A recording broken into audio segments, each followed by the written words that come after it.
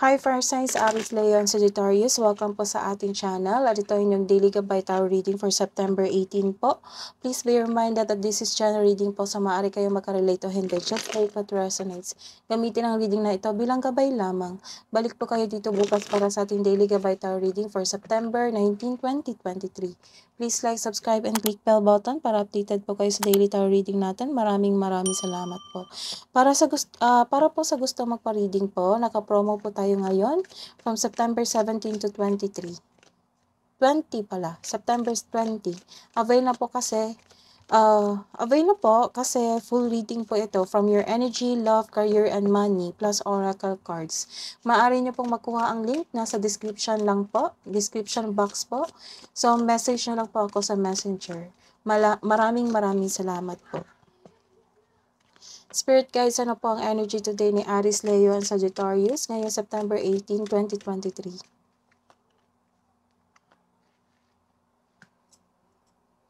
May ganap na changes sa inyong buhay ngayon.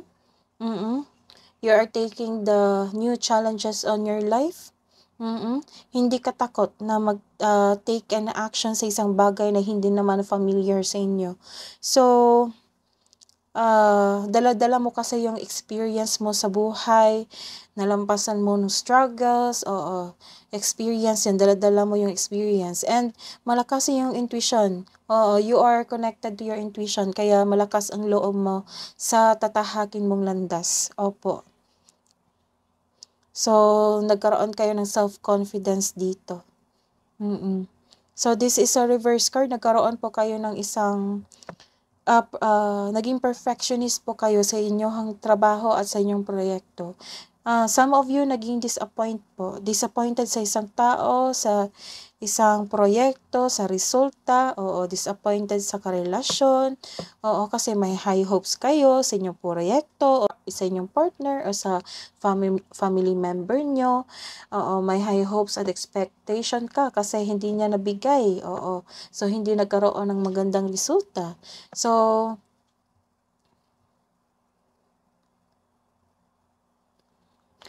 may tao rin dito na hiningan mo ng tulong pero tinanggihan ka kaagad. Hindi siya handang magbigay ng tulong sa inyo po.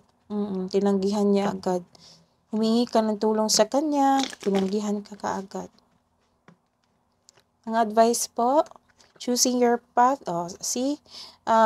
Because you are connected to your intuition. Dala-dala mo yung experience mo. Hindi ka takot sa inyong tatahakin. So, ang reply po ni universe is, choosing your path, all is possible. So, go lang daw po. Opo. Sa yung plano nyo sa buhay. Nasa tamang landas ka po. So, may parating din na miracles. Lumabas din ito sa air signs. Opo. Maaring may partner nyo po is air signs o kasamahan nyo sa trabaho or family members po. So, expect a miracles po happening. Wow.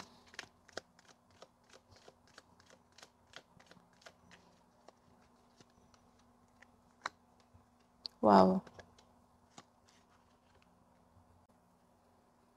So, this is, nagkaroon kayo ng kawalang interest sa isang bagay or stagnant ang inyong buhay karera ngayon, or discourage kayo sa inyong kaperahan kasi hindi mabagal ang pag-grow niya. So, bored ka ngayon sa inyong trabaho, sa inyong negosyo, o dismayado ka sa current position mo ngayon, this card tells you na kailangan labanan mo ang nararamdaman mo ngayon. Alalahanin mo yung inspirasyon mo sa buhay para ma-motivate ka. Sayang din yung araw mo. Opo. So, kailangan mag-take an action ka kasi may nakikita akong celebration dito. Maaring anniversary ng inyong kumpanya ngayon or negosyo. Opo. Kasi may nakikita ako dito ang celebration with your group of friends and co-workers ba? Opo. So, may magkakaroon ng kasiyahan po. Mag-a-attend ka ng kasiyahan.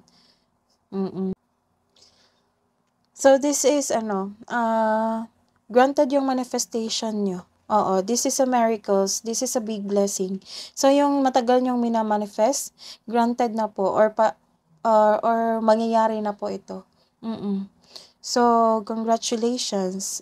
Kasi nasa katuparan na yung manifest. So, this is a reverse card. Nagkaroon ng restlessness. You are avoiding a self-reflection. Like may nag-upuso sa inyo, ini-ignore mo lang. Ayaw nyo ng katotohanan. Alam mo nang inaabuso ka, pero ini-ignore nyo po. Opo. Wala kang pahinga, ayaw mo rin magpahinga, wala kang tulog, ayaw mo rin matulog. So, hindi ka kampante ngayon. Kulang yung energy mo, hindi sapat. Nagtago ka instead of facing your reality. Hinahayaan mo ang tao na saktan ka. So, huwag mo hayaan na saktan ka. Oo, pagsabihan mo. So, what's the hidden truth? Anong iniisip mo? Anong iniisip ng yung past love or new person? Para sa mga single, I am not available. Sa mga may relasyon, so many things reminds me of you. So, sa single po, love advice, create a sacred space. Connect po daw kayo sa inyong intuition. But, this is a confirmation na connected din yung intuition. So, kausapin nyo lang po. Kausapin nyo, mag-meditate kayo, opo. Sa mga may relasyon, yin and yang. Like the yin-yang symbol, twin flames contain an aspect of each other's character within themselves. So, sa love advice po, sacred union, honor and treasure your relationship, for it is truly sacred. Wow. So, kabuang message po para sa fire signs, Aries, Leo, and Sagittarius ngayong September 18. You and your loved ones are safe. Wow. So, message from Archangel Jophiel. Act with wisdom. Use information for the highest good. That is your reading today, fire signs. Balik po kayo dito bukas. Please like, subscribe, and click bell button for notification para po updated kayo sa daily tarot reading natin. Maraming salamat po.